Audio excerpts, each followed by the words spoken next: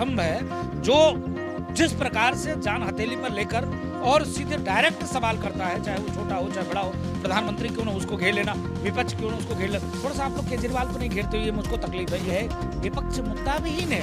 विपक्ष ये कह रहा है कि 5 किलो राशन दे के पंगु बना दिया, लोगों को गुलाम बना दिया, अब तो लोग मोदी के साथ जाएंगे ही, लेकिन ये कोई निष्कर्ष नहीं निकलता है। नहीं, मैं पुनः कहता हूँ, इसके पहले 70 सालों तक विपक्ष ने अडानी बना दिया था सबको, अंबानी बना दिया था सबको टाटा बना दिया था, सब बिरला थे, किसी प्रकार की कोई कमी नहीं था, सब राम राजी था।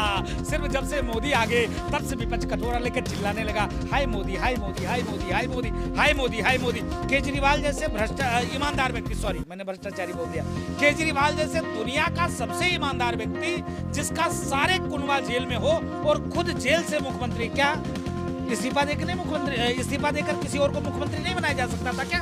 जेल में रख के तुम सरकार चलाओगे, पैरोल पे आपके तुम सरकार चलाओगे। सबसे ज्यादा आज हिंदुस्तान में सुखी है कोई तो मुसलमान सुखी है। सारे रोजगार के लाभ मुसलमानों को मिल रहा है, सारे रोजगार के लाभ मुसलमानों को मिल रहा है। तो कहने का मतलब है विपक्ष का काम शुद्ध रूप से मोदी के नाम पर डराना और अपना उल्लू सीधा करना, अपना रोजी अपना रोजगार और भ्रष्टाचार को बढ़ावा देना। मैं डंके की चोट पे कहता हूँ कि राहुल जी की शादी हो चुकी है।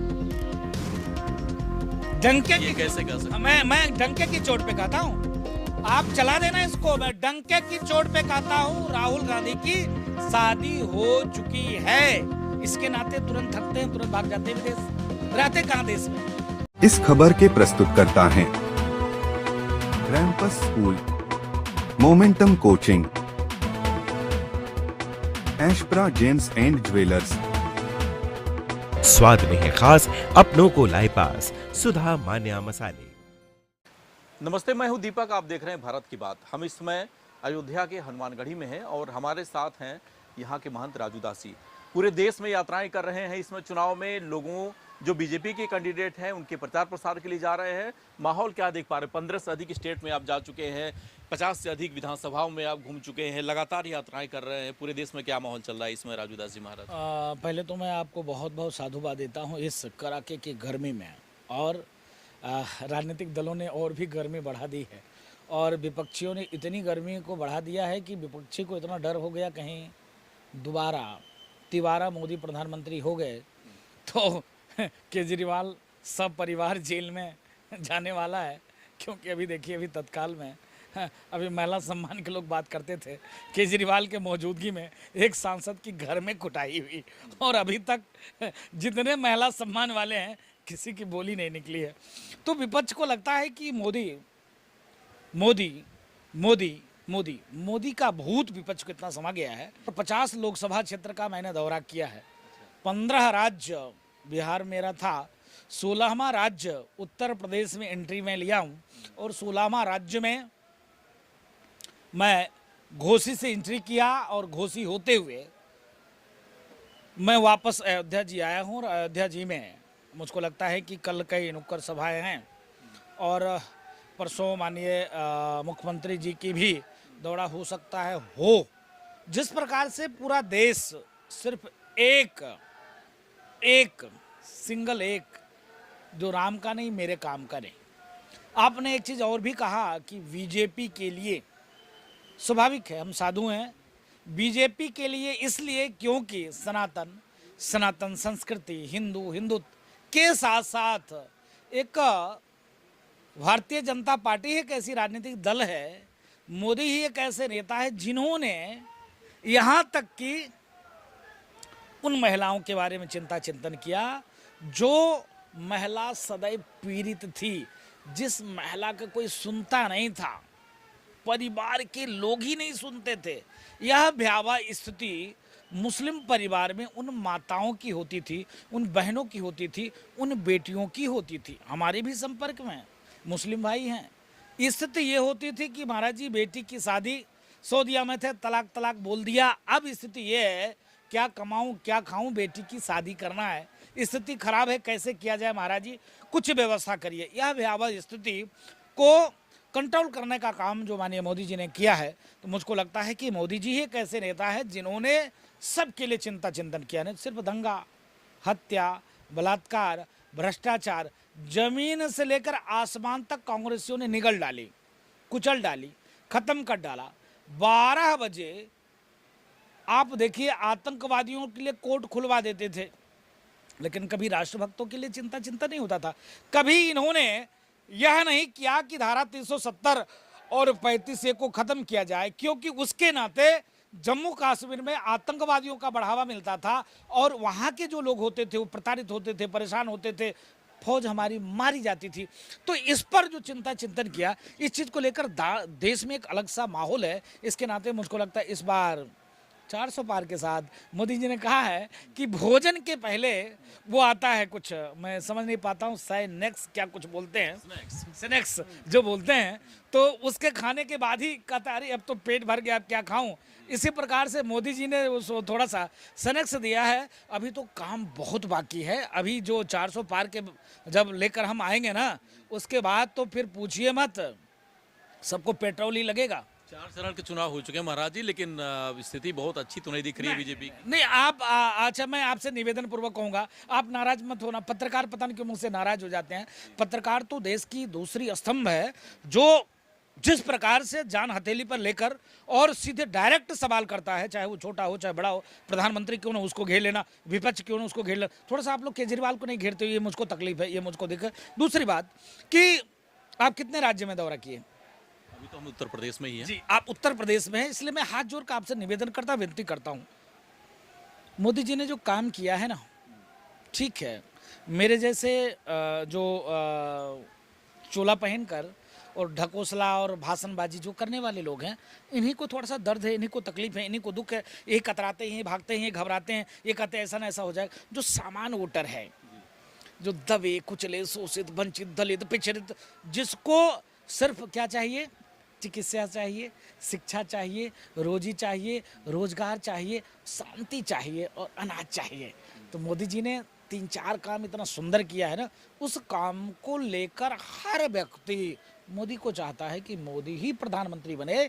इसके नाते मैं 16वां राज्य उत्तर प्रदेश है, 15 राज्य बिहार किया और 14 राज्य राजस्थान किया और 13 राज्य मध्य प्रदेश किया और 12 राज्य गुजरात किया। ऐसे करते हुए मैं उत्तर प्रदेश में आया हूँ। उत्तर प्रदेश में 3-4 लोकसभा घूमा। इससे यही अनुभूति मुझको मिली कि किन प्रकारेण मोदी है तो मुमकिन है, विपक्ष मुद्दा विहीन है। विपक्ष ये कह रहा है कि 5 किलो राशन दे के पंगु बना दिया, लोगों को गुलाम बना दिया, अब तो लोग मोदी के साथ जाएंगे ही, लेकिन ये कोई निष्कर्ष नहीं निकलता है ना। मैं पुनः कहता हूँ, इसके पहले 70 सालों तक विपक्ष ने अडानी बना दिया था सबको, अंबानी बना दिया था सबको टाटा बना दिया था, सब बिरला थे, किसी प्रकार की कोई कमी नहीं था, सब रामराज ही था। सिर्फ जब से मोदी आ गए तब से विपक्ष कटोरा लेकर चिल्लाने लगा, हाय मोदी, हाय मोदी, हाय मोदी, हाय मोदी, हाय मोदी, हाय मोदी। जो आप समझिए इतना विपक्ष को कटोरा दे दिया कि जो विपक्ष 0 के बराबर हुआ करता था, वो विपक्ष 3 राज्य में सरकार बना लेता है। जो नाम नहीं होता था, जो यह कहता था कि कांग्रेस इतनी बड़ी भ्रष्टाचारी पार्टी है, कांग्रेस को वोट मत करना, कांग्रेस दगाबाज पार्टी है, वो आज 2 युवाओं का जोड़ी बनाकर और उत्तर प्रदेश में प्रचार कर रहे हैं। जो कहता था कि अरे कांग्रेस भ्रष्टाचार की पार्टी है और 2 राज्यों में सरकार बनाया और वो इतना भ्रष्टाचारी हो गया कि सबके सब जेल में आ गया।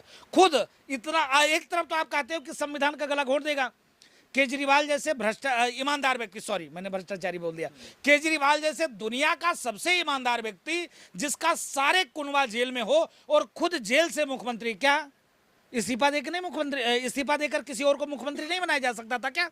जेल में रह के तुम सरकार चलाओगे, पैरोल पे आपके तुम सरकार चलाओगे? तो विपक्ष मुद्दा विहीन हो चुका है। विपक्ष के पास एक ही मुद्दा है, क्या? तो सनातन को मिटाना है, सनातन कोरोना है, सनातन डेंगू है, सनातन मलेरिया है, राम मंदिर बीजेपी का है, राम मंदिर बीजेपी का प्रोपोगंडा है। अरे भाई 70 साल से भी यही कर रहे थे, आज मौका मिला तुमको मोदी जी को हटाने का, फिर भी तुम यही काम करने लगे। तो इसके नाते जनता जागरूक हो चुकी है और विपक्ष मुद्दा विहीन है। विपक्ष के पास तमाम मुद्दे थे, उस पर विपक्ष नहीं लड़कर और विपक्ष हिंदू और मुसलमान पर लड़कर पुनः एक मौका मिल गया वोटरों को और पुनः मोदी जी को प्रधानमंत्री बनाएंगे। सर ये बताइए, प्रेस कॉन्फ्रेंस हुआ है। अखिलेश यादव और मल्लिकार्जुन खड़गे ने कहा कि 26 पार्टियां उनके साथ हैं, देश के सारे बड़े राजनीतिक दल बीजेपी से नाराज हैं, लोग नाराज हैं, और अगर स्थिति नहीं बदली, बीजेपी फिर आई तो देश फिर गुलाम बन जाएगा, क्योंकि चुनाव ही नहीं होगा। मोदी जी आगे इससे चुनाव नहीं करने देंगे, तो बड़ी चिंता है उनको इसकी। मैं जवाब दूंगा तो लोगों को पेट्रोल लग जाएगा। आप कहोगे राजू दास जी अपशब्द का प्रयोग मत करो, आप पत्रकार हो, हम एक बाबा हैं, नहीं भी करना चाहिए। लेकिन दुख इस बात की है, क्या अभी तक इंदिरा गांधी जी ने क्या किया? इंदिरा गांधी जी ने क्या किया भाई? तब क्या संविधान खतरे में नहीं था? आज मोदी जी एक गरीब, शोषित, वंचित, दबे कुचले की बात करते हैं। एक गरीब परिवार से आते हैं तो सबको दर्द होने लगा। कांग्रेस ये कहती कि नहीं राम मंदिर बदल देंगे, मंदिर को शुद्धिकरण करेंगे। सिर्फ राष्ट्रपति महोदय मंदिर में चले गए तब शुद्धिकरण करने की जरूरत आपको आ गई।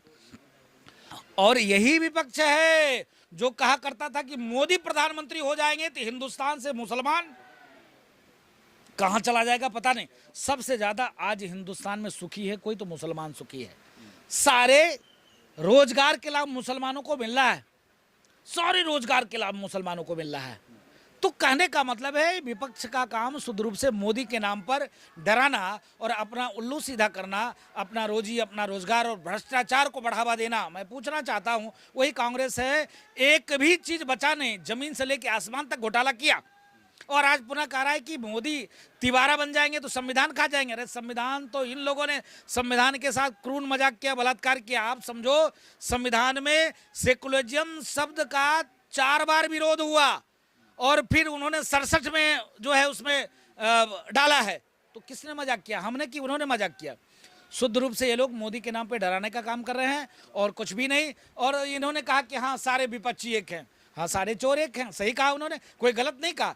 विपक्षी ने सही कहा कि सारे चोर एक मंच पे आ गए हैं। एक सरदार के डर के मार से जितने चोर हैं, जितने चोर हैं, जितने चोर हैं। एक आप बताइए, जिस पार्टी का जन्म बंगाल में ममता जी की जन्म कम्युनिस्ट और कांग्रेस के खिलाफ हुआ, आज कम्युनिस्ट और कांग्रेस की गोद में ही खेल रही है। आप देखिए, जिस पार्टी का जन्म केजरीवाल का भ्रष्टाचार के खिलाफ हुआ, आज भ्रष्टाचार में ही और कांग्रेस के गोद में खेले। तो विषय यह है कि सारे के सारे नेता, सारे घमंडिया गठबंधन के जितने चोरों के सुरमा है, उस सबके सरदारनी सोनिया एंटोनो माइनो है। उसको एक दे दिया सबसे कम उम्र का नौजवान, जिसको यही नहीं पता है कि बोलने से, मेरे बोलने से, कि भाई विपक्ष का प्रतिनिधित्व करता हूं, मेरे बोलने से रिएक्शन क्या जाएगा। वो ऐसे ऐसे शब्दों का प्रयोग करता है जिससे स्वाभाविक है मोदी मजबूत होते हैं। अगर विपक्ष आज बोलना कम कर देना तो थोड़ा सा मोदी से लड़ भी पाएगा। लेकिन विपक्ष जिस प्रकार से बोलता है ना सनातन के खिलाफ, इसके नाते हिंदू तकलीफ होती है, टीस होती है, मन में एक कुढ़न होता है, मन में एक जलन होता है। चलो ठीक है, चौथा चरण के चुनाव आ गया, 5वां चरण में हरामखोर तुमको बताते हैं। जब वोट देने का टाइम हो गया ना, जब तुम रामचंद्र मान फाड़ने, जलाने, प्रतिबंध करने की बात करते हो ना, हिंदू मतलब चोर, नीच और कुकर्मी की बात करते हो ना, तब आता है कि ठीक आने दो वक्त बेटा, तुमको बताते हैं। बहुत तुम हमको चोर, नीच, कुकर्मी, अधर्मी और फाड़ना चाहिए, जलाना चाहिए, काल्पनिक है, ये वो और भी मुद्दे। उस मुद्दे पे बहस करो ना, कौन रोका है आपको? लूट पे, हत्या पे, बलात्कार पे, विकास पे बात करो ना, उस पर संवाद करो ना, उस पर सरकार को घेरो ना। लेकिन उसमें आप नहीं घेर सकते हो। सिर्फ एक है, अरे मोदी कैसे तिलक लगा लिया, मोदी कैसे हिंदू की बात कर दिया, बीजेपी वाले कैसे जो है हिंदू हिंदुत्व की बात करते। अरे भाई, यह देश राम का है, यह देश कृष्ण का है, यह देश परशुराम का है। बाबर जैसे आक्रांताओं का नहीं है, औरंगजेब जैसे आक्रमणकारियों का नहीं है। आप औरंगजेब और बाबर की बात आज भी करते हो। देश का जो भोला भाला मुसलमान है, जिसको चिकित्सा और शिक्षा चाहिए, उसको बरगलाकर बहुत दिनों तक बीजेपी का धौंस देकर और मोदी का नाम लेकर नहीं डरवा सकते। जागरूक हो जी चुका है महाराज भाई। जी, राहुल गांधी की आपने बात की। राहुल गांधी ने अभी कुछ दिन पहले एक जगह कहा कि जीत जाएंगे, उसके बाद तो इस साल विवाह भी कर लेंगे वो। तो कम से कम उनको शादी करने के लिए आप लोग कुछ अवसर तो दीजिए। मैं डंके की चोट पे कहता हूं कि राहुल जी की शादी हो चुकी है। डंके ये की कैसे चोट- कह सकते हाँ, मैं डंके की चोट पे कहता हूं। आप चला देना इसको। मैं डंके की चोट पे कहता हूं, राहुल गांधी की शादी हो चुकी है। इसके नाते तुरंत थकते हैं, तुरंत भाग जाते हैं विदेश। रहते कहां देश में? देश के बारे में उनका चिंतन ही नहीं। जैसे चुनाव खत्म होगा, राहुल जी नहीं मिलेंगे आपको, भाग जाएंगे। अपने घर। राहुल जी यहाँ के हैं कहाँ भारत के रहने वाले? परिवार तो भारत में लड़की खोज रहा है, आप कह रहे हैं नहीं कि नहीं, वो गलत, वो सिर्फ भोले भाले वोटरों को बरगलाने का काम हो रहा है। कांग्रेस शुरू से ही बरगलाने का काम किया, धर्म के आधार पे देश को बांट देना। आप देखो कि जो है देश में तमाम मंदिरों को एक्वायर कर लेना, एक भी रुपया सरकार अन्य मजहब के लोगों से नहीं लेती, लेकिन सनातनियों से लेती है। तो ये सारे जो चीज़ है, जो जिस प्रकार से वो जितना से जितना हो सकता है उतना भोले भाले हिंदुस्तान के आम जनमानस जनता को भुलवा कर, अपने माया जाल में फंसा कर कि नहीं भैया अब कुछ बचा नहीं, तो कम से कम बेटा की शादी हो जाए, राहुल जी की शादी हो जाने दो, एक बार प्रधानमंत्री बना दो। इस भाव को अब हिंदुस्तान की जनता मानने वाली नहीं है। हिंदुस्तान की जनता को चिकित्सा, शिक्षा, रोजी रोजगार और शांति, अमन चाहिए। यह चोचला नहीं चलेगा। एक आखिरी सवाल ये, ममता बनर्जी ने मोदी जी को अपने यहाँ खाने पे आमंत्रित किया, बीजेपी को उसके भी प्रॉब्लम है, वो कह रही है कि जाएंगे तो वो मांसाहार करती हैं, करती है। भाई निमंत्रण तो कोई भी दे सकता है, उस पर क्यों इतना बीजेपी के और जो हिंदू संगठन से लोग हैं उनको ममता बनर्जी से इतनी एलर्जी है? ममता बनर्जी से इसलिए एलर्जी है कि ममता बनर्जी जी जिस प्रकार से बंगाल में हिंदुओं के साथ प्रताड़ना कर रही हैं और दुनिया देख रही है। पत्रकार तक पीटे गए, कोई ऐसा बचा नहीं जो बंगाल में मारे नहीं गए हों और प्रत्यक्ष मारे गए हों। और मेरा कहने का मतलब ये है कि आप वहाँ की मुख्यमंत्री हो और आप महिला मुख्यमंत्री हो और आपके सामने में महिलाओं का बलात्कार हो, महिला जलील हो और महिलाओं के साथ दोयम दर्जा का व्यवहार हो। इसके अलावा वहाँ पर आप जय श्री राम कहने के बाद आप ही को तकलीफ होती। जय श्री राम किसी पार्टी की नहीं, किसी दल की नहीं, किसी संप्रदाय की नहीं। रामनवमी पे रोक लगा दो, हनुमान जयंती पे रोक लगा दो, दुर्गा पूजा पे रोक लगा दो, तो भाई स्वाभाविक है हमको तकलीफ होगा। हम तो विरोध करेंगे ही करेंगे। हमने तो मुलायम सिंह जी को भी वो जो है भारत रत्न देने पे विरोध किया था। इसलिए किया था कि विचार आपके अच्छे हैं, लेकिन आप अपने विचार को वर्ड के लालच में कांग्रेस जैसे गिरवी रखना बंद कर दीजिए, नहीं चलेगा। तो महाराज जी लगातार पूरे देश की यात्रा कर रहे हैं और महंत राजू दास जी का मानना है कि पूरे देश में जिस तरह से माहौल है वो बीजेपी एक बार फिर से जिस 400 पार की बात कर रही है उससे अधिक हो सकता है ले आए। और खासतौर पे अगर उत्तर प्रदेश की बात करें, दो लड़कों की जोड़ी उत्तर प्रदेश में चल रही है, कुछ खास असर नहीं दिखा पाएगी, क्योंकि 4 चरण के चुनाव हो चुके हैं और इनका इस सीधे तौर पे मानना कि 4 चरण के चुनाव में बीजेपी काफी आगे निकल चुकी है, जिसे पकड़ पाना विपक्ष के लिए अभी थोड़ा सा मुश्किल नजर आ रहा है। आज के लिए बस इतना ही। मुझे और मेरे सहयोगी अभिषेक को दीजिए इजाजत। नमस्ते। यही हमारा स्टार डिजर्ट। डन बेटा। बाय द वे, ये देख, तुम्हें शादी के बाद देने वाली थी, पर अभी सही है। It's really beautiful aunty. और ये रिसेप्शन पे। आंटी मैं अभी ट्राई करके आऊँ। क्या हुआ बेटा, कुछ भूल गई? हाँ, आपको थैंक यू कहना माँ।